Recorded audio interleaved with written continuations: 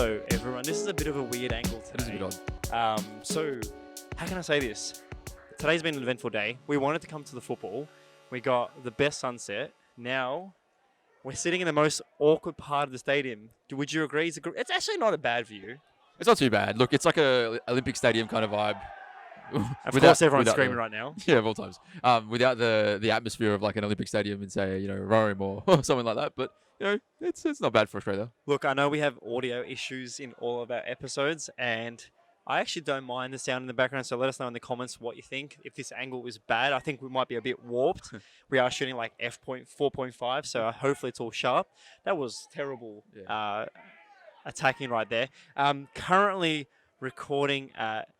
is it Bob Stadium? Well, it's not Bob Jane Stadium, is it? What's it called these days? Lakeside Stadium? Yeah, Lakeside. Yeah. It's Lakeside Stadium, yeah. So who are we watching? Can you explain to the international viewers who we are watching? Yes, so South Melbourne, probably one of the most reputable or... NSL teams. Yeah, NSL teams. Pre-A-League? I guess, yeah, pre-A-League. Probably, if anything, probably one of the biggest clubs in Australia. Let's just say they almost had Roberto Carlos as their coach.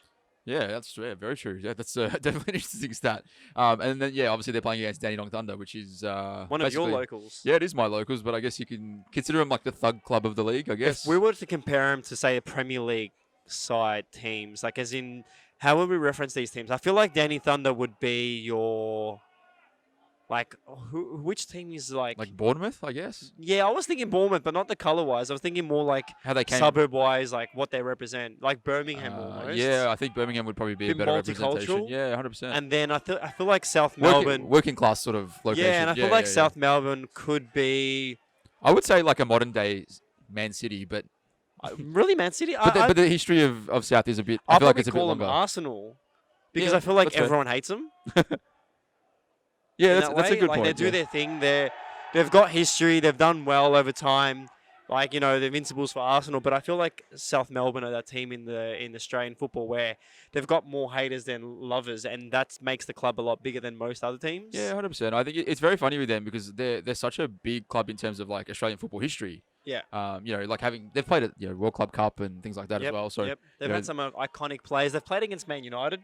Yeah, hence correct. why I'm wearing this jersey tonight. I'm wearing the beautiful Man United kit here in long sleeve with White York in the back, who's played in Australian soil. Yes, not bad. So handball. That's got to be a pen. Handball. No, he didn't call it. Referee overrules. No one saw that. That was handball.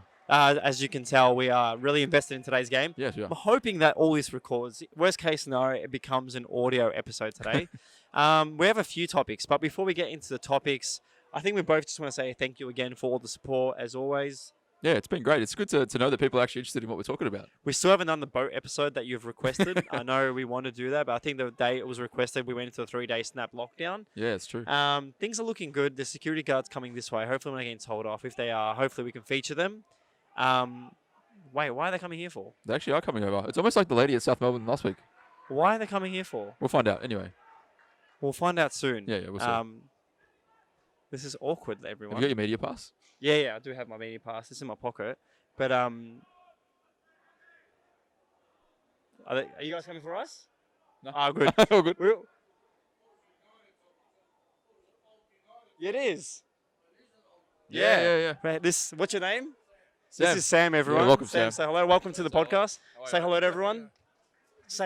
Hey, left-hander. Nice to meet you, bud. He likes this jersey. You support United? Oh, wait, he's got some ink. What does he have? Oh, look at that. Look at that. Is that the Busby Babes? No, it's 07. Oh, no, it's like a history thing. You got a bit going on there. Oh, wait. Cantona. Yeah. Bit of George Best. Yeah, not bad. Bit of Suburb Charlton, is it? Yeah. Oh, great, man. Well done. Nice to meet you, buddy. Oh, he's even got the background. Look at that. He's Not even bad got going the on. wallpaper. He's dedicated, mate. That's good. He's dedicated. So maybe South is the Manchester United of... It is. There you go. Yeah, there you go. I think when it comes to Australian football, I think this is why we wanted to do tonight's episode. Yeah. That was pretty awkward, but it was man, fun. you nearly crushed my hand with that handshake. Oh, man. He's Fucking showing hell. a bit of I'm not a big guy, but showing a bit of dominance. I think why I wanted to do tonight's episode, I've been busy. I needed to hang out with Paul. We needed to go out. I'm not shooting tonight. Paul's not working, and we both just needed a bit of a good vibe of football. Some downtime with some football in there. At the moment, I think both sides, 32 minutes into the game, has been really choppy. As you can tell, that was a terrible Terrible control by that player. Yeah, it wasn't great. I think the best thing I've seen is a set play from a throw-in so far. And that probably says a lot about Australia. I'm more interested in the photographers working tonight. I was just seeing the way Yeah. they're shooting. But how can we explain Australian football? Like at the moment, NPL Victoria, which is the National Premier League, every state has one, and Victoria would be on par as the second league in Australia, below the A League. I Yeah. think a lot of players that play around Australia always say Victoria's got the best quality and sides and in professionalism. Yeah, I think Sydney or New South Wales wouldn't be too far behind that, sorry. There's a few select teams that I do hear from a lot of players that the respect they get as athletes at certain teams across Australia isn't on the same level as they do in Victoria. Yeah, it's interesting. I think, look, Victoria's got a big like migration history, specifically with Europeans. So I think it made the football culture very strong back in the 80s and 90s. Yeah, look, we do have Rockdale City Sun, Sydney Olympic. We do have Yeah. Sydney, Croatia. Leichhardt, Yeah, Sydney, yeah, Croatia. yeah. We do have the Peninsula Strikers. Like, there's many teams across Australia, you Yeah, know, yeah. even in Adelaide City. But I think Victoria does have that quality. And look, the quality of football here is amazing. We've had some former sort of championship players. We've had some sort of League 2 and League 1, even Blue Square. Preston Lions actually has James Poole, who used to play for, what's that team outside of Manchester that everyone now, the Man United, the young kids, the 92 boys own it. The class of 92. Oh my God, yes. What's the team called? Salford City. That's right, Salford. So yeah, James yeah. Poole works at Melbourne City as well. And Salford, he's a former player there. Shout out to James. He plays at Preston Macedonia and loves it there. Always says Cevapi to me. So shout out to you if you Cultured. actually watch this. Very cultured. But yeah, look, let's just get on to tonight's subjects. Do you want to start off the first one that we spoke about? Yeah. We're gonna start with the new Inter logo, I guess. Whichever one you want to talk about. Yeah, sure. Obviously, during the week, Inter released their rebrand. Yep. I saw a very cool video of them removing the old logo from their Casa Milan, I think they called it, or the 1908 Milan headquarters. Mhm. And yeah, no, look, very, very chic design, and I think it's doing something with holding on to a bit of history. We're not moving too far away from their previous logo, but they're definitely doing something very cool with what they've gone with. We did see them go from that serpent logo and then went back to the traditional and move around. Look, I actually think that this modern day logo does give them more opportunities to get creative with their future branding. I think from both our perspectives as people in media, I think the new logo is easily reproduced in many different variations. Like you can use it and get creative. Yeah, correct. I think it's great from like a merchandise point of view too, right? Like so. You see all the bootleg, knockoffs from back when we were kids, and they look pretty shabby.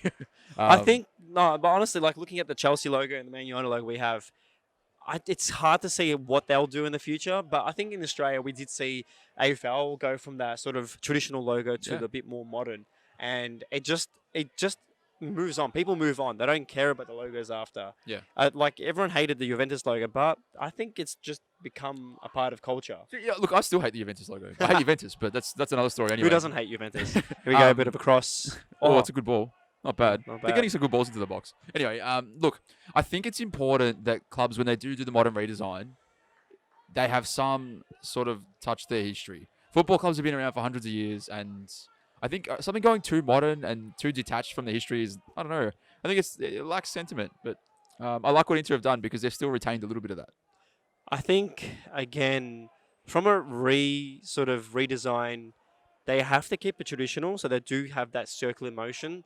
They do have the characteristics of Inter Milan, but with the future and, the possibilities of, TikTok, Reels, Snapchat, Instagram, social media presence, just doing all these certain things now with the internet, you need a logo that's easily used and manufactured in a way that they're able to use it in a way that it looks like internet worthy. Yeah, correct. It's not just a stamp on top of a video. Like looking at a lot of the other logos we got, like Barcelona, they're going to have to change their badge or their logo in the future. I'd be interested to know how that goes because obviously that whole thing about Barcelona being a separate part of Spain and being Catalonia and all that sort of stuff, I think that's definitely very interesting to see if they push it in that direction. Mhm. Obviously, another club with a rich history too, so it's a big move. It's not that easy. We'll see the Arsenal logo. I noticed this morning that they changed the cannon from the left to the right. And I feel like that to me was like a thing for the past, thing for the future. Oh, I cool. don't know if you've noticed that. But the logo for the Arsenal, I've never liked it. It's just too, just pretty meh. I don't know. See, I And then don't you see mind it. Victory copy that exact same Yeah, the V. Yeah. I see what you mean. But look, I didn't mind it because I think it kind of. I like that. I like the Roma. Like the Roma one at least has a story, like a folklore type of, Yeah. a thing behind it. And look, I don't know enough about Arsenal, but Good I'm mention sure. about Roma. Actually, go. I'm sure Arsenal have the same. There's a story behind being Gunners and all that sort of stuff. I'm assuming that's what it does. But So I was reading a story. I was doing a bit of research about a kit review. Do you know the famous kit when they had the Barilla and they had the sort of the red, orange, and yeah, Rudy white? Voller. Yeah. The designer who made that also made a lot of their fashion items, and he actually designed the actual wolf logo. It was just a wolf on its own. Yeah, cool. That logo itself is amazing. That's what they've Just- sort of adopted now. That new redesign of that. Mate, like, I think Roma, like, if clubs had secondary and multiple different versions of their logos and badges, it could work. 100%. Like, I think, I could see Chelsea just going with the lion. I could see Man United going with the devil. Yep. We did see Man City go from the eagle with the ship, and they've just gone straight with the ship now with the badge and Yep. the traditional circle, and they've missed another corner. But yeah, what are your thoughts in the comments? Do you think it's positive, negative? I've seen a lot of negative. Yeah. But Look, yeah. I think, like you mentioned, like with Chelsea having the line on its own, I think it's an interesting concept because it's like a minimalist version of something that still, it's in touch with the club. And I think it's really important that they don't lose that. Like for example, we're looking at Dandy Thunder's logo here. They've got the Albanian Eagles. Yeah, and South Melbourne has the Greek 2 blue and white sort of stripes. Yeah, very basic, old school type of shield logo, right? I think if Dandy Thunder stuck with just the eagle, I guess it's still a little bit, probably overdone. But if they went for a simplistic design, you get that minimalist modern look to something that's quite But old see, looking. that's exactly what I mean. See how hard it is to represent those logos on that? Yeah, correct. It's just too much detail for too much like information. Yeah. The Inter Milan new logo is going to be simple and easy for broadcasters. We look at the A-League rebrand, look at the Premier League rebrand. Even now, the Chilean Football League has rebranded similar to the A-League, where when we see like the Premier League, the line and everything can be changed. Yeah, correct. Color tones, everything. Like when we look at badges, it can be changed with the jersey. For example, in the A-League, the City has City blue and white, and then Victory's got Victory blue and black. Mhm. Like every club can be represented in their own color. So I think that's where Inter Milan is going. Yeah, correct. I think, look, there's a little bit of that, your famous white wall theory, right? You take a photo of someone in front of a white wall, and if it's someone famous, it's a good photo. Of course. If it's someone not famous, it's probably not as good. I think it's similar with the badges, right? Like, obviously teams that are lesser known and, lesser publicized and talked about, I think, you're not obviously be as recognizable from a marketing point of view. Yeah. With a rebrand, whether that does much for you as a small club, probably not. But Well, a Norwich- rebrand for someone big is Yeah. huge. Norwich, actually, on one of the kit reviews I've done, thanks to Rick FC, so shout out to you, he gave me the third kit to review, and I noticed that the canary was on its own. Mhm. No badge, no crown, no line. It was just the canary. I was going for 80. Ooh, good good chance. save. Long range shot. That's actually really good. Now, let's move away from this subject, and let's talk about Aguero. Yes, huge. Wow, what I guess, look, I'm almost sad to say that it's going to be the end of an era, but I have absolutely loved watching him play at City. To be honest, I've loved watching him play from when he was at Atletico. I think he was one of the players that I sort of adopted on FIFA as a kid, and then, from there, man. It is what a pretty career. sad that he didn't win the Champions League with Man City like he wished he had in that newspaper article. Yeah, it is a bit sad. They had a big chance, I think, when Liverpool won it. Yeah. I think that year seemed like it was going to be their year to do the quadruple. He's become an icon for the club now. When you think of Man City, you think of Aguero. Yeah, He's hugely. basically become like the icon of that club. Look, it's sad that he's leaving. I wish he kind of retired there. And there was rumours that Messi was going there. This is something we're going to touch bases on. Mhm. If Aguero moves, where's he going to move? And if he does move, does this open the door for the entire transfer window next season? Yeah, so look, I was reading a few articles about this, and a lot of reports are about PSG. And they say Icardi's on the way out, and He was only a temporary signing because of his issues in Italy. Yeah, correct. And apparently he's gone back to Italy. But anyway, back to Aguero. I don't see him going to PSG. I don't think there's any incentive for him to go there. He'll be Juventus. I don't know. I honestly feel like he's going to even probably take a step back even further. I don't know. Really? Yeah, I think he's past his prime. He's getting on a little bit older. I think he's getting a bit slow. Yeah. I He can always play a cam like Rooney did. Well, yeah, exactly right. But I think Rooney's, again, a bit of a different player too. Like, Rooney was comfortable at He a had a 10 lot for of his whole heart career. too, Yeah. yeah. So Rooney dropping into a defensive midfield role is no problems. I wouldn't be surprised if we see him. Look, Atletico, I think, would be a sentimental transfer. We've already seen Suarez go there. I think they're probably a little bit Suarez is top-heavy. rumoured to move as well. So if Suarez goes, that might open up a window for him. But There was rumours that Chelsea won him, as in Aguero. I fucking hope not. But Torres did that. Torres went from Liverpool to Chelsea. So look, it's not yeah. it's not out of the picture. When Nemanja Matic, Mata, they've all moved from other clubs in the same league. Yeah. There's no chance that we'll probably see him in the Premier League. But I don't want him to go to MLS and just fizzle out. Like we saw Ibra do that, and he just came back to the City R and did amazing. But that's just Ibra. Like it just makes him so much better. I mean. Like it's just this is who he is. He's Aguero that hasn't passed. He hasn't passed his best. I still think he has something to offer. Yeah, look, I have to disagree to an extent. I think he's past his best, but I think he's still definitely got something to offer. I think, but if he signed for Everton, I wouldn't be surprised. No, I don't think he'll go that low. But look, to be honest, even if he went back home, Argentina, Boca Juniors or something. No, I don't know where he grew up. I think I actually have no idea. I'm not sure where he came up from. I should have checked that.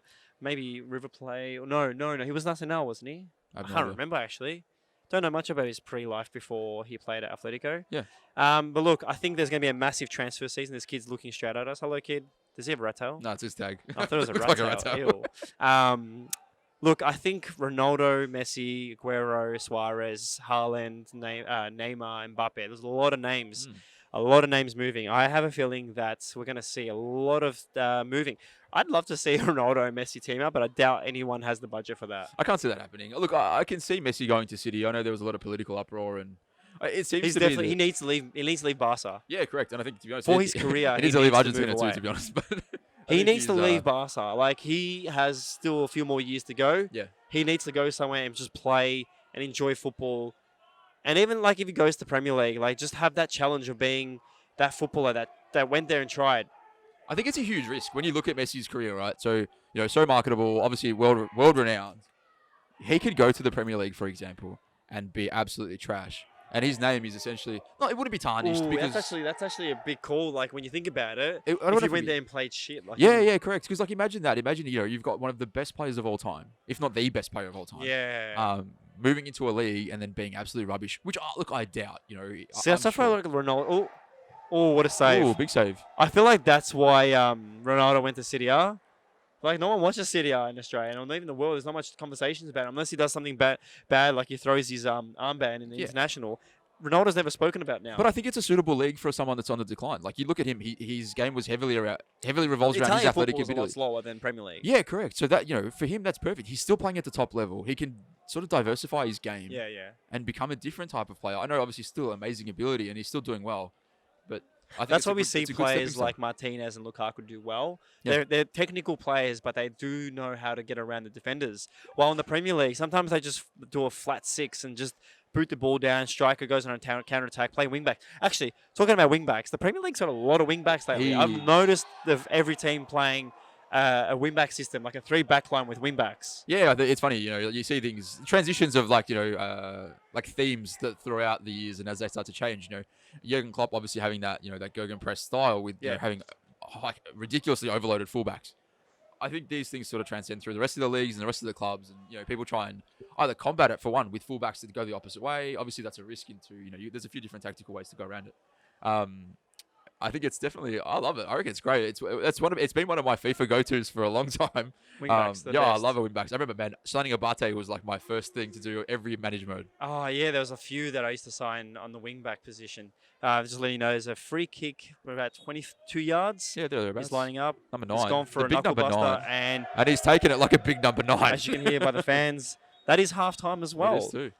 We had another subject. I totally forgot. I've gone for a mental. I've lost my mind right now. So have I. What was that subject? What was that other subject? Sorry, there's a bit of an overhead speaker right now. It's some like elevator music. Honestly, what were we going to speak about? 1, 2, 3, testing, and yeah, honey. I'm gonna keep. Hey, so we had a bit of a technical difficulty. There was a bit of music happening during halftime. We didn't want to be copyrighted. Not that I make any money off the podcast or the YouTube channel. Oh, that was terrible. So we have 2 more subjects. We had a bit of a brain fart before this. Now, Paul, what's the first one? So we're talking about the Champions League.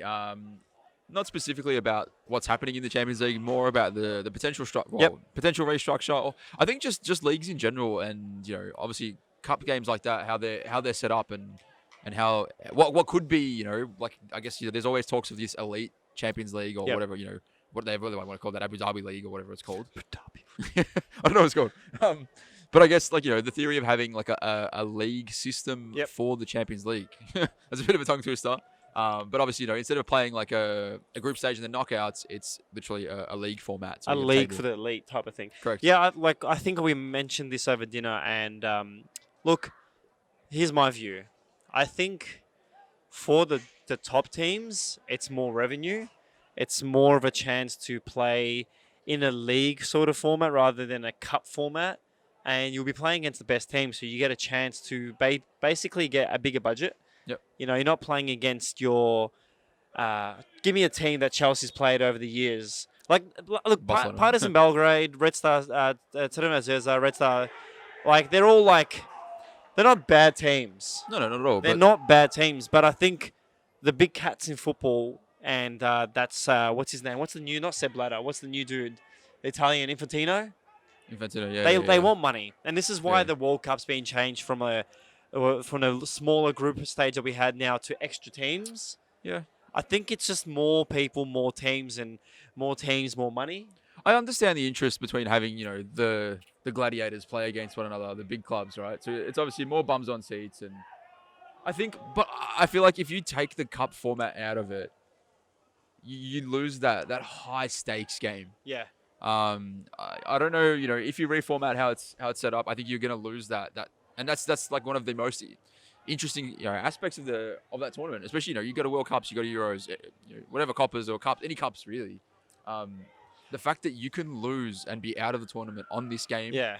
it makes it so much more exciting. There's two versions of it. There's the pros and cons. Like there's the pros of the big teams beating the small teams, but there's also the big teams losing the small teams. And I think this is why the Champions League format they want to change is because you see a lot of big cats, the big teams like Man United, Chelsea and stuff. They lose to the small teams and they lose the opportunity. Like Inter Milan didn't make the group stage at all out of the group stage this year, Yep. and then they didn't even make it to Europa League. But then we see teams like Sevilla go from the group stages down to the Europa League and win it. Yeah. And this is the thing. I think they really want a system where they can play each team twice a year and have some sort of system where they're top of the league, they win the league. I hate it. I think, you know what, at the end of the day, if you're going to win the Champions League, if you're going to win any cup, you need to be the best team in that tournament, regardless of if the tournament goes over a month or if it goes over 3 months. I don't even think there's a qualification. I've read a few things. I think they were saying like the top 5 teams of the UK, and it doesn't include like Spurs or something or some. So is it top rank, like FIFA ranking or something? I think it's just like the top teams of that league, Oh, wow, which how makes bizarre. no sense. Again, like this is what I've read from the Bleacher Report, the Athletic and stuff. There's many different thoughts about this conversation, and like when you think about it, Leicester City made it, and Leicester City made it because they won fair and square. I think that's the beauty of it. I think these, what we're calling these small teams. I think like even seeing Liverpool lose. I think they lost or drew with Red Star away. Like that is an absolute fortress of a place to go to. Yeah. That's that for me as Minus a player the COVID as well. situation of playing empty stadiums. Yeah, correct. Okay, that changes things a lot as well. But going to an away game at Belgrade, and man, that would be next level atmosphere. Especially because that would pull all the local fans. On top of, I'm sure they're probably packed house anyway every week, but that would be such a good experience. Yeah. So much excitement around the game purely because it is Liverpool playing at Red Star. It's like when United played at Partizan Belgrade last season, and you see Partizan have the full stadium. This is pre-COVID. I think also like it's a fun experience for these teams. Like Vardar from Macedonia almost made the Champions League last year. They lost. Maccabi Haifa almost made it this year. Yeah. Like a lot of smaller teams, like Tottenham played at Maccabi Haifa 1-5-1 or something. Yeah. But it's these experience of qualifications that big teams, like even Celtic misses out. But I don't know. We'll see what happens. I think the biggest decision in this is all sponsorship money and how they can promote an elite league for elite teams. Yeah, and I guess, look, that's the idea behind the Champions League, I guess, to have, the elite of Europe all in the one place. Yeah. But I think the format will be an absolute buzzkill if it does go ahead. So I really hope they stick to the current format. Maybe, tweak it a little bit, but not a few boos going on. Maybe tweak it a little bit, but not. I wouldn't be getting rid of that cup format because that is the most exciting thing. And then the thing is, like, if they do that, what's going to happen to Europa? They're going to make that into a league with the smaller teams, Like, again, it's just so hard. I don't understand what's going to happen, but I do love the format of group stages. I think it gives each team an advantage and a disadvantage, and they all fight for what they want. I think, look, even talking about Europa, I kind of dislike the process of teams dropping out of the Champions League into the Europa League. I feel like if you're out, it's too bad. Yeah, You shouldn't have You fucking don't get a lost. second chance to win something. Yeah, correct. It's like, oh, here's a second place ribbon. Like, Yeah. at the end of the That's day, why Sevilla pisses me off. They're one of my most hated teams because they end up winning like 2 or 3 in a row. And it's just like, but you fell out of the Champions League. How are you going into the Europa League? Many other teams tried their best, and Sevilla was the best team on the park on the day. Yeah. But it's just like you could have just done it from the get-go, I'd actually like to know. I hope there's some historian that watches this. What is the point of the Europa League? Like, why did it start? I get that other teams need to play cup games and whatever, but is there actually a point behind it? It seems. I like the Europa League. I just don't like it when like United and all the bigger teams are in there. Yeah. I do like the Champions League, so I always think about it. I'm like, you can't really decide who goes where because some seasons, like a couple of years ago, we came 4th or 5th. Yeah, correct. And we qualified to make it. It is what it is. I think 2 leagues are there again to promote football, have extra games, more games, the more money, the more potential for these teams to buy bigger players. Yeah, don't get me wrong. I love watching it, and it's football, so obviously it's great, right? But I think just the reason why it's there is confusing to me because like you look at the World Cup, there's no World Cup Division 2. Yeah. You know what I mean? There's no Euros Division 2. There's no like FA Cup Division. Oh, FA Cup Division 2. There kind of is. Well, that's what they Youth have. Cup, but that's why the World Cup has the Euros. They have the Asian champion. Yeah, but I wouldn't consider that lesser. Africa Cup. I consider that equal, but just based on the continent. Yeah, right? and then you got Confederations Cup. Yeah, of course. The Gold Cup. The America's Cup. And then you've got like all these little friendly games. 2 girls, 1 cup.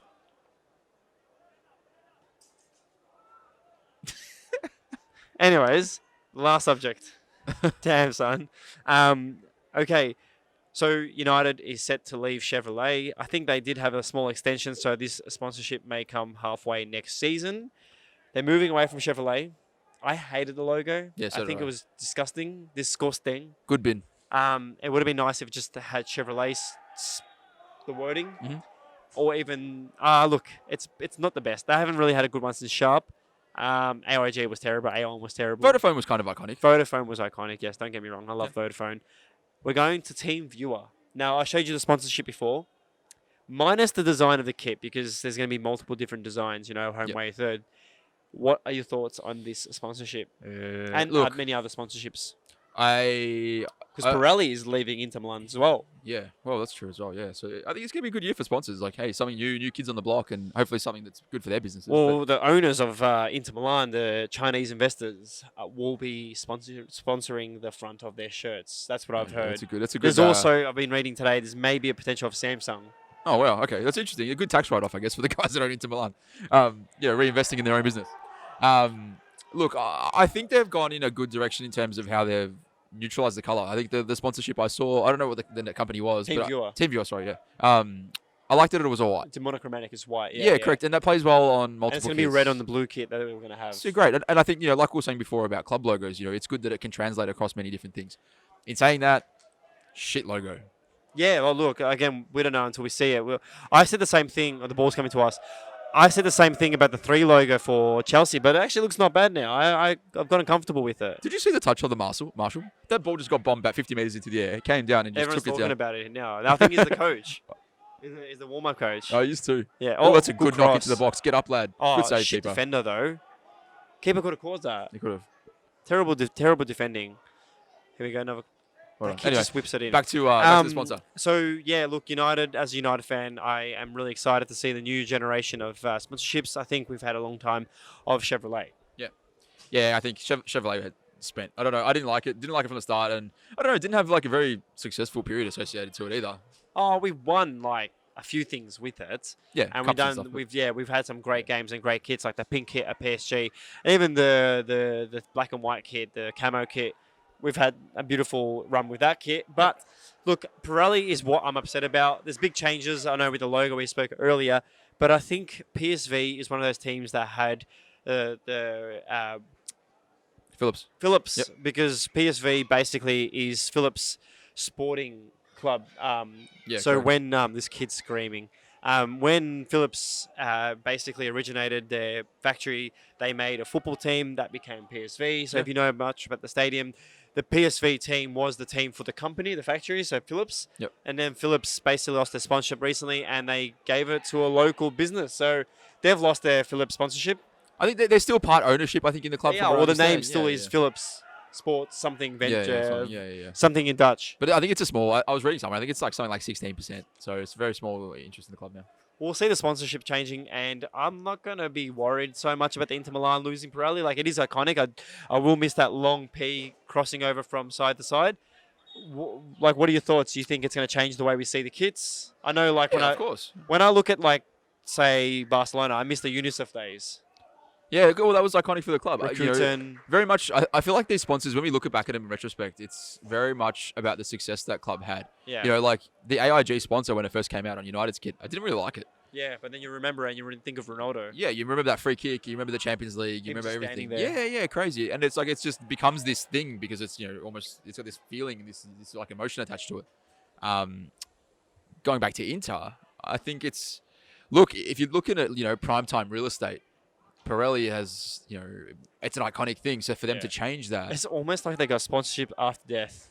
Yeah, correct. Yeah, it is literally like Everlasting. that. Yeah. So it's like you've got this deceased estate almost that you're picking up and you're taking this area. It's forever now. It's just correct. eternal with the club's identity. Yeah, so I think there's good publicity in the fact that these guys are the new kids on the block that have taken over Pirelli. So regardless of who they are, it could be a small builder from the middle of Italy's country, like, what I mean?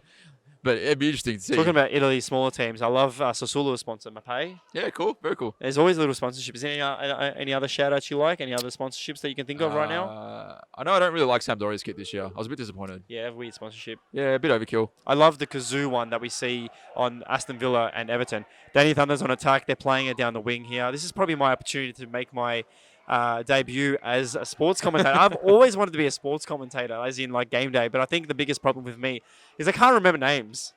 That would be very cool. I think that guy from Maps has you covered. Can you? Don't even talk about that. I'm actually playing against him next week. Which guy? The guy from Maps. He plays for Somerville, apparently. Which guy from Maths? Apparently, there's a guy from Maths, I think. I don't know. I don't watch Maths. Can you give us a couple of seconds of your coverage of this game? My coverage. I don't know anything about these players, so this is going to be interesting. It's a great knock in by 46. And I think he's about to pot one. He goes, cuts back, and it's a tap in. Keeper puts over the bar. Off the line. Brilliant keeper. save. Great trailer save. leg. Just to explain what that play was, if you were ever in the position of having a FIFA game with Paul, make sure you play with a 7 back line. He loves a sweaty goal. I am the king of sweat. He loves a sweaty goal. I tell you why. It is the ultimate form, and it's not a flattery. It's a piss take. Oh, you're going to break my microphone. I hope I'm still connected. Because if I can get in behind your defense, cut it across the goal, and tap it in, I know it looks shit, but your defending is not right. Fuck. Oh, mate. Look, I think what ended up on last topic, these kids are making lots of noise, and I think it's a 60 minutes, so we'll probably try and leave before the full time just to avoid the craziness. The traffic of all 500 people that are here. Yeah. Look, I'm enjoying tonight. The weather's amazing. I'm wearing long sleeve. Yeah. What's the last kit you bought? The last kit for I yourself or just the kit? It was actually that Palmer shirt that I wore in our last episode. Oh, yes. That's been a while. Yeah. I haven't bought a kit in 4 weeks. Yeah? That's disappointing. 4 weeks. That's actually pretty good. Yeah. I'm trying to teach myself not to spend money. I bought a kit yesterday. I bought 3 kits. Yep. I bought 3 kits. I bought Inter Milan 92 away. Very impressive. I bought... I can't remember right now. Oh, yeah. I bought another kit. Well, let me just check my eBay. While you're looking, if anyone can find me a long sleeve Diego Werder Bremen shirt, I think it's a 3rd kit. It's black. I know which one you want, yeah. Please message or comment below because I cannot find it. Or just hit him up directly. Yeah, that'd be great. Bought, if you're watching this, my episode of my Holy Grail kits have come. I bought the 2010-2011 Inter Milan kit with the snake on the side. And on top of that, I recently bought my daughter a 1997 Dortmund jersey. That is honestly beautiful. I'm so happy you bought that for her because that is so nice. She has now 9 kits. I'm making an episode. I'm turning my daughter into a football shirt collector. Oh, it's a good ping. Oh, I think that clipped the crossbar just from outside the box. Shall we enjoy the game now? We shall enjoy the game. I think we should commentate for a bit after this. Maybe not to the camera. Well, it's been 34 minutes. Okay, everyone. Well, I'm going to sign off. I'll let Paul think of a sign off. I just want to say again, thank you so much for watching this episode. If you are listening to Spotify, thank you as well. Hopefully you're running on the beautiful sunset. If you're in the UK, I'm really happy that you guys finally have a chance to get out and enjoy the weather. Please stay safe. And as always, stay away from stupid people. And I'll speak to you soon, Paul. It's been a pleasure, guys. And I am back to this video because I was paying attention to the game for the last 5 minutes. I had no idea what you just said. But bye, guys, and thanks for watching. Bye.